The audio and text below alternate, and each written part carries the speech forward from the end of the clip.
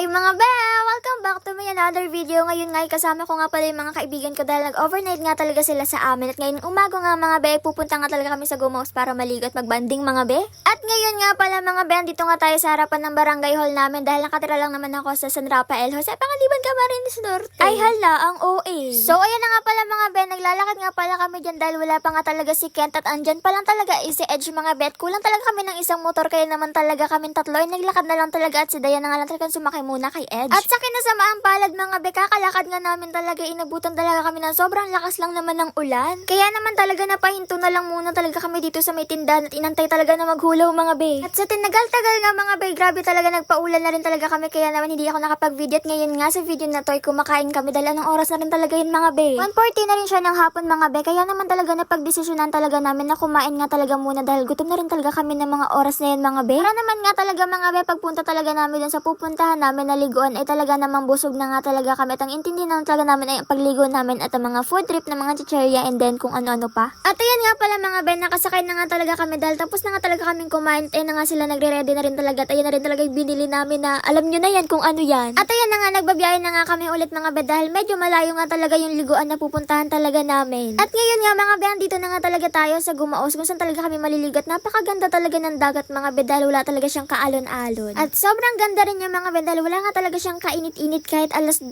or alas 3 na rin yata na mga oras na yun mga bet, wala talaga siyang init. Kaya naman nakapag-decide na kami maligo lahat dahil hindi nga talaga siya kainitin kaya kaganda-ganda maligo mga be, kaya naman tara maligo na tayo mga be. At yan nga, pabalik na nga talaga ulit ako niyan sa cottage namin para ibalik na nga talaga yung cellphone ko nang tuloy na nga talaga ako makaligo. Kaya naman magkita-kita na lang tayo ulit later. Kaya na nga rin pala mga be, tapos na nga talaga kami magbihis dahil tatlo na lang din talaga kami dyan nila Kent and Grazel. Dahil yung tatlo nga namin kasama ni sila Dayan, Edge, and Maria mga be ay nakalis na nga talaga dahil may pupuntahan pa nga talaga sila kaya naman tatlo na lang kami naiwan dito. At ito nga mga be, paalis na nga talaga dapat kami niyan pero bigla talaga namin nakita yung sunset na napakaganda mga be. Alam niyo bang first time ko lang makakita niyan? Oo mga be, first time lang talaga dahil hindi ko nga talaga nasasaktuhan yung paglubog ng araw mga be. Ngayon lang talaga kaya naman super ganda niya talaga.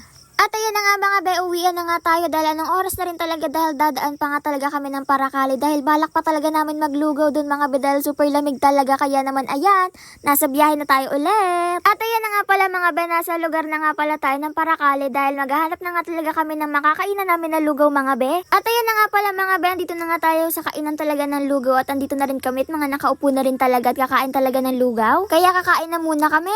Pagkatapos nga namin kumain mga be, ayan nga nasa biyahe na naman nga kami dahil hatid talaga nila akong dalawa sa bahay pa namin kaya naman hanggang dito na lang. Kubko na ka!